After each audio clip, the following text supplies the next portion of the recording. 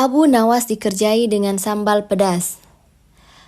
Sosok Abu Nawas memang identik dengan kisahnya yang mampu mengocok perut. Sejumlah tingkah Abu Nawas juga kerap membuat sang raja kala itu terpingkal terbahak-bahak. Selain itu, Abu Nawas memang bukan orang kaya raya. Lebih tepatnya ia hanya keluarga yang sederhana. Untuk memenuhi kebutuhan pokoknya sehari-hari, ia biasanya mengumpulkan kayu di hutan. Abu Nawas tidak mempunyai barang mewah dan makanan mewah di rumahnya. Semua serba cukup dalam kadar yang sederhana. Namun, hal yang pernah menimpa Abu Nawas kala itu adalah tidak ada hujan, tidak ada angin. Sang istri tiba-tiba minta dibelikan kalung. Hal itu membuat Abu Nawas pusing 7 keliling. Bagaimana mungkin bisa ia memenuhi keinginan istrinya, sedangkan untuk makanan mewah saja ia tidak mampu, apalagi membelikan perhiasan kalung. Wahai istriku, maafkan aku. Aku tidak mungkin bisa menyanggupi keinginanmu. Kan kamu tahu sendiri, kita adalah keluarga sederhana, yang hidupnya hanya pas-pasan, kata Abu Nawas dengan lemah lembut. Namun, keputusan Abu Nawas itu ternyata membuat istrinya tidak terima, karena ia sangat menginginkan perhiasan kalung. Selama ini istri Abu Nawas merasa tidak pernah menuntut apapun. Ia tidak pernah meminta yang macam-macam. Ia ingin satu kali ini saja permintaannya dituruti, entah bagaimanapun caranya. Akan tetapi, lagi-lagi Abu Nawas tidak berani mengiyakan. Ia hanya meminta istrinya supaya selalu bersyukur dengan apa yang ada. Marahlah istri Abu Nawas. Ia terus mengomel dan memarahi suaminya. Tak tahan dengan omelan sang istri, Abu Nawas selalu pergi meninggalkan rumah.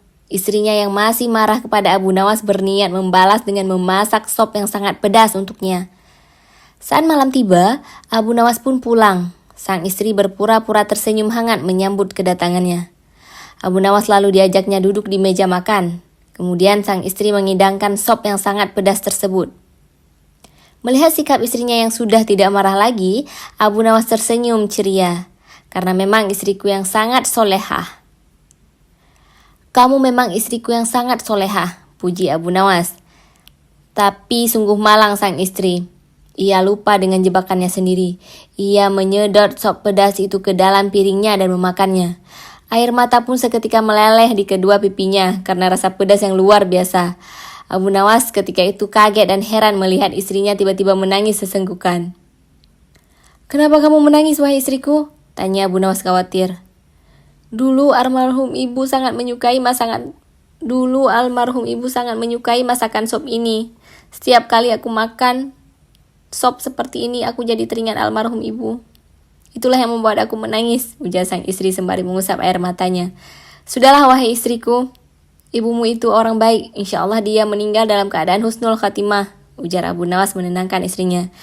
Kini giliran Abu Nawas yang memakan sop pedas itu.